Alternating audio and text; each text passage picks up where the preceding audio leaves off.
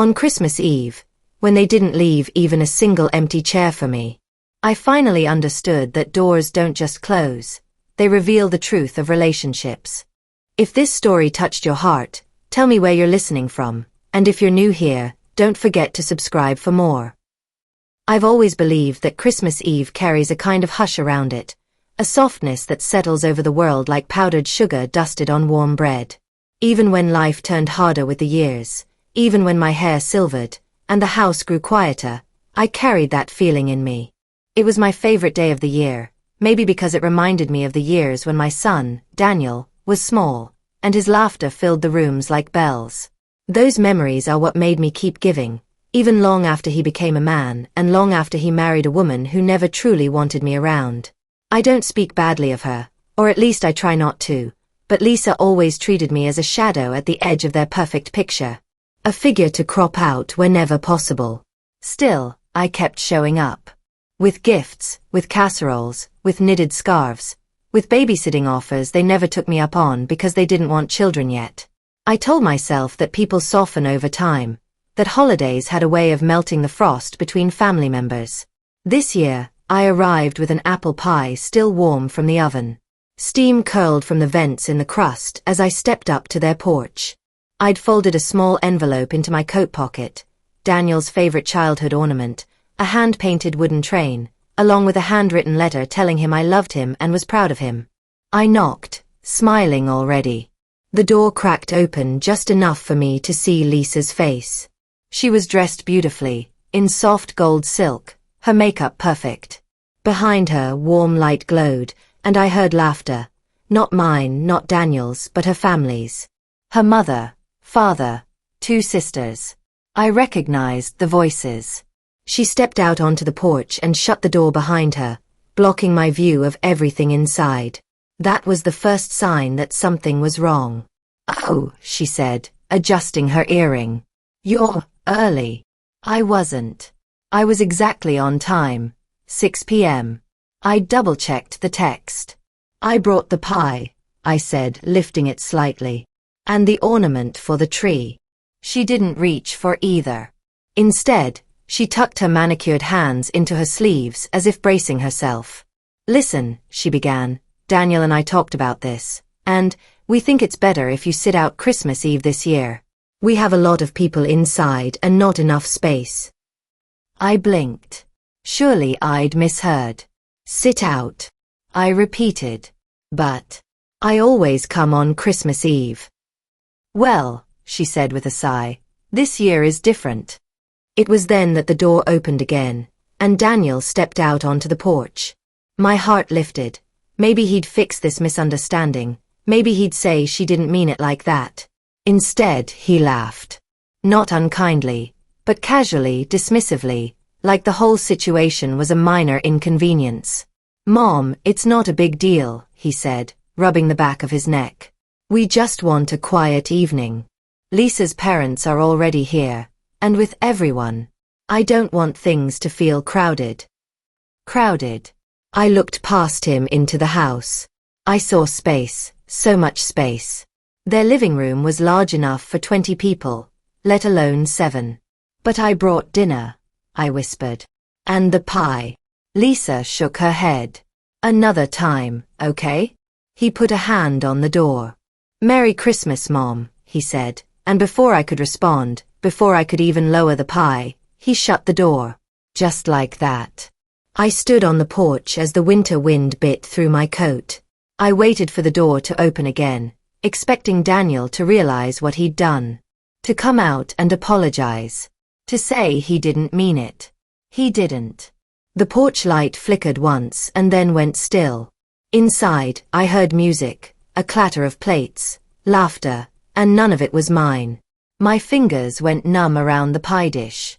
I walked down the steps, the world suddenly sounding hollow, like someone had placed a glass dome over me. When I reached the sidewalk, the cold cut deep enough that I finally stopped. I set the pie on the driver's seat of my car and leaned against the door, letting the freezing air hit my face. That was when I whispered the truth aloud, a truth so sharp it surprised me. They don't want me.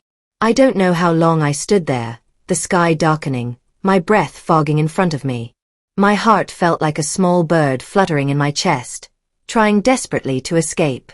Finally, I got into my car and turned the engine on. The heater sputtered to life. If I went home, I'd be going back to an empty house. A silent house. On Christmas Eve, I put my hands on the steering wheel. I felt foolish, old, pathetic. But I also felt something else, a stirring, a flicker, something I couldn't quite name yet. I started driving. Not home. I didn't know where I was going, only that I needed motion, any motion, to outrun the ache that had rooted itself behind my ribs. Snow began falling in soft, slow flakes. The roads emptied. Christmas lights blurred into long streaks of color through the windshield. Then, miles later, as I approached a dim intersection at the edge of town, I saw something strange, a figure standing barefoot in the snow. That was the moment everything changed.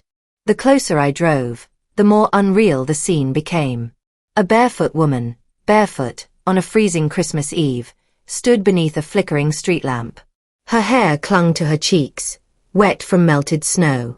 She wasn't dressed for the cold, just a thin sweater and loose pants that looked more like scrubs than actual clothing. I slowed my car, instinct kicking in before logic. The heater buzzed, blowing welcome heat over my hands, but the sight of her out there alone made the warmth feel selfish. When I rolled down the window, frigid air poured in. "Are you all right, dear?" I called. She turned her head slowly, as if the motion hurt. Her face was pale, lips trembling. I don't know," she whispered. "Get in the car," I said immediately. "You're freezing." "I shouldn't," she murmured. "I don't want to be a problem." A problem. Funny, I'd just been told I was one. "Sweetheart," I said, "you'll lose your toes if you stay out here. Get in." After a moment's hesitation, she came around the car and opened the passenger door. She stepped inside quickly, curling her bare feet under the heater vents. Her whole body shivered violently. "Thank you," she whispered. No one else stopped. No one else saw what I saw, I replied gently. "What happened to you?" She hugged herself, eyes glassy. "My boyfriend," she said. We argued. He left with the car. I chased him outside without shoes. He didn't come back. "Where do you live?" "Not here. I came with him for the holiday." "So you're stranded." She nodded. Something in my chest tightened. Abandonment, it had 1,000 shapes, but the feeling looked the same on every face. "My name is Helen," I told her. "And you're safe now." She offered a small, grateful smile. "I'm Mara." We drove for a few minutes in silence, the heater humming, the snow tapping softly against the windshield. I looked at her again, noticing the exhaustion in her eyes. She had bruises on her wrists, faint but present. I didn't comment on them. "Not yet. Were you planning to walk somewhere?" I asked. "I thought maybe a gas station." "I don't have my purse." She swallowed hard. "He took everything." My heart squeezed. "Do you want to go to the police?" I asked. She shook her head immediately. "Not tonight. I need somewhere warm. Just for a little." Christmas Eve. The loneliest night to be without a home.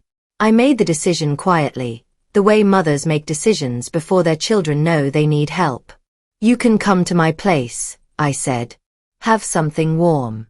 We'll figure things out." She stared at me as if I'd offered her a miracle. "I don't want to bother you." "Dear, I was just told I was a bother tonight," I said, giving her a tired smile. "But I don't believe it." "Do you?" She looked down. "No." As we drove, the road curved past decorated houses glowing with festive cheer, lights in windows, silhouettes of families gathered around tables. It made the silence between us heavier. "What about you?" she asked suddenly. "What about me? Why are you out tonight? Don't you have family waiting?" Her question cracked something open inside me. I didn't cry. I was too hollow for tears, but my voice softened. I thought I did, I said. I thought my son wanted me there. But he didn't. Why not? I exhaled slowly.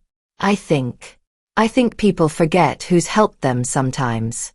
They forget who stood by them. They forget kindness is not a guarantee. She didn't respond, but she listened, really listened, and that alone soothed the sting. I'm sorry, she said quietly. It's all right. Some endings reveal truths we needed to see. By the time we reached my house, the snow had thickened into a quilt across the driveway. My porch light glowed warmly, a welcome sight after the cold indifference of my son's doorstep. Inside, the house greeted us with gentle warmth. The scent of pine from my small artificial tree lingered in the air. I'd left the lights on earlier, hoping I'd return with a full heart. Instead, I came home with a stranger, and somehow, that felt more right. Mara sank into the couch, wrapping a blanket around her shoulders. I warmed her some soup, and she ate quietly, gratefully, holding the spoon like it grounded her. After a while, she said, "You shouldn't have been alone tonight."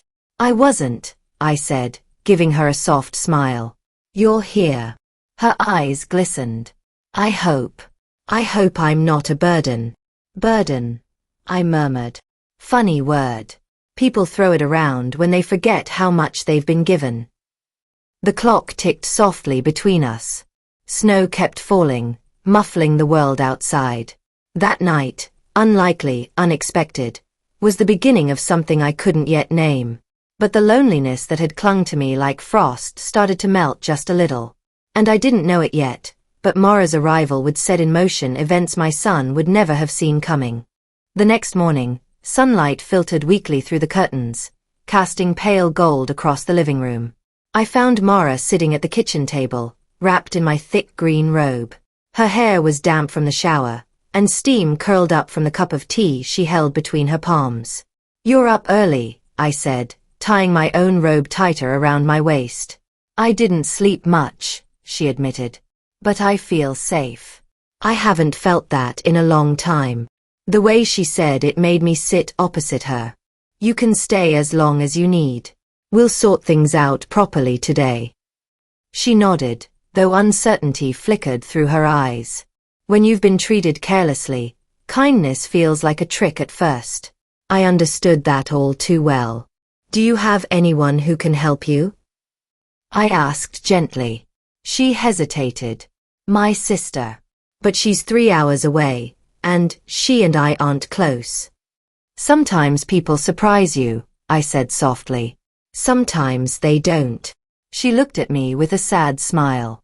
"Your son, is he always like that?" I swallowed. He wasn't. He was a sweet boy, thoughtful. But after he married Lisa, things changed. Small things at first.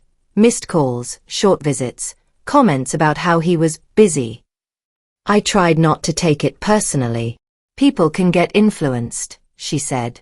"Or they reveal who they always were," I replied, surprising myself with the bluntness. We finished breakfast quietly. Later, I helped her borrow a pair of my thick socks and some boots that were a size too big but workable. She insisted on helping me with chores in return, wiping counters, folding laundry, but I waved her off. "Dear, this is the first Christmas I haven't had anyone to fuss over. Let me enjoy it." She laughed gently. By early afternoon, Mara sat curled on the couch while I made a list on a notepad.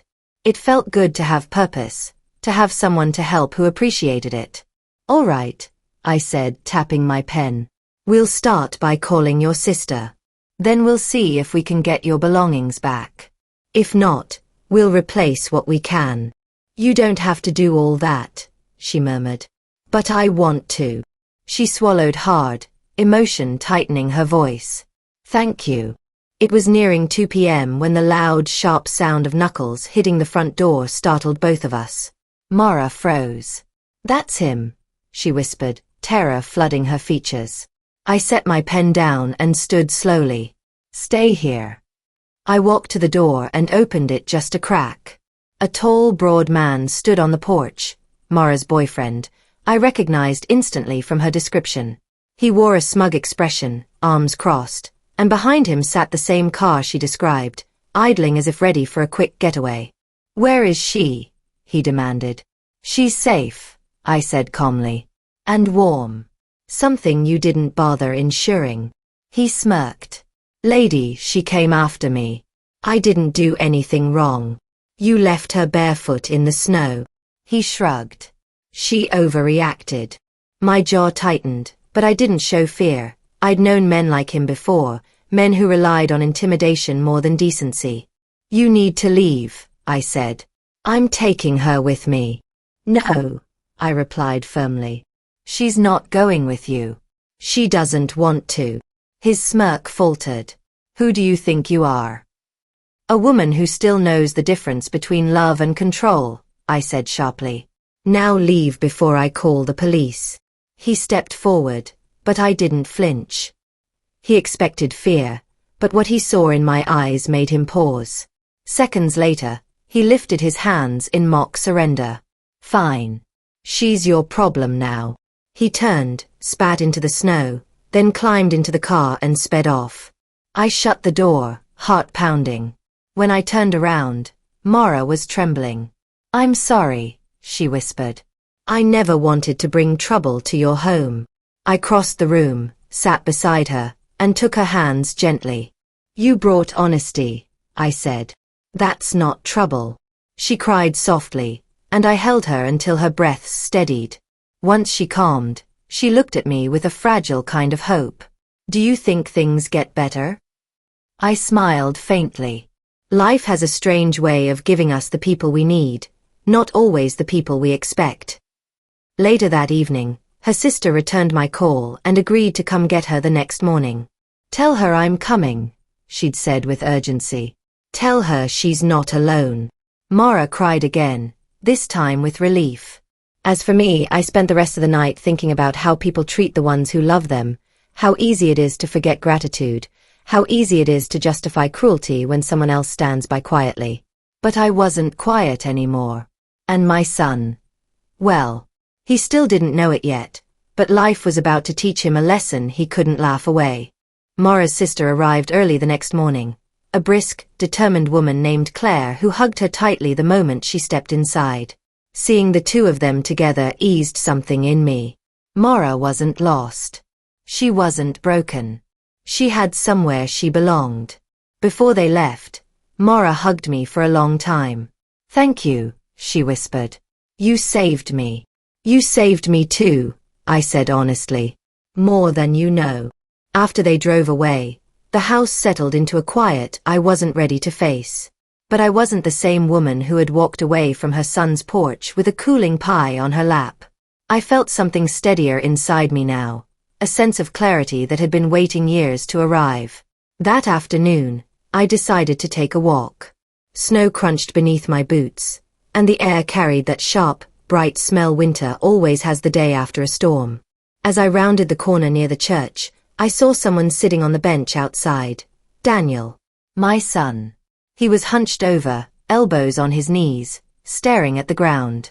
Probably waiting for me to call, to apologize, to beg to be included. That was the pattern after all. I gave, he took. He looked up when he heard my steps. Relief washed over his face. "Mom, I was just coming to see you." I doubted that, but I didn't say so. "Why?" I asked simply. He stood. "Look, Lisa feels bad. And I feel bad. It was just chaotic last night. You know how things get. We didn't mean to hurt your feelings." Not, we were wrong. Not, we mistreated you. Just, it was chaotic. Just, you're sensitive. Old patterns wrapped in new excuses. "You did hurt me," I said quietly. "Deeply." He sighed like I was being dramatic. "Mom, it was one night. Can you not turn this into a whole thing?" I looked at him, really looked at him, and realized I didn't recognize the man standing in front of me. Not truly. Not anymore. "No," I said softly. "I won't turn it into a whole thing. I won't turn it into anything. I'm done trying." He blinked. What does that mean? It means I'm stepping back, I said. I spent years bending myself into shapes to fit into your life. But last night made something very clear. You don't see me. Not as a mother. Not as a person. And I won't keep begging for scraps of affection. Mom. I wish you happiness, I interrupted gently. But I'm done being the one who shows up while you close the door in my face. His shoulders tensed. So you're just abandoning me? I almost laughed. The irony was too sharp. No, I said. You abandoned me. I'm just acknowledging it. He stood there, speechless, as I turned and walked away. The snow fell quietly around us, soft and steady, as if the world were cushioning the impact of the moment. When I reached home, I made myself tea and sat by the window. For the first time in a long time, I wasn't waiting for anyone to call. I wasn't hoping for an apology. I wasn't worried about disappointing someone who gave me nothing in return. The new year came quickly after that. And with it, changes I never expected. I joined a small community group at the library. Mostly older women like me, widowed or retired, all carrying their own quiet heartbreaks. We painted together, read books together, shared meals together. I learned pottery. My hands, stiff with age, molded clay into soft, curved bowls that dried into sturdier shapes than I ever expected. One afternoon, I told the group about Mara, not every detail, but enough. They listened with understanding, not judgment. You did the right thing, one woman said. Not everyone would have stopped. Maybe not. But I did. And that choice changed me. Spring thawed the last of winter, and life felt lighter. Daniel reached out now and then, short texts, awkward invitations, but I kept my boundaries. Forgiveness wasn't the issue. Distance was the healing.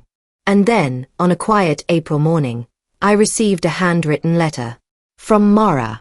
She thanked me again, told me she was rebuilding her life, that she was working in a clinic now, that she had her own apartment and had hung a small ornament on her first Christmas tree in my honor. At the end, she wrote, "You showed me what a mother should be." I pressed the letter to my chest and let myself feel every emotion. Gratitude, warmth, closure. Life takes from us, yes. But sometimes it gives back in unexpected shapes. A barefoot stranger, a second chance, a rediscovered self-worth. And if you're listening to this, wherever you are, tell me where you're listening from.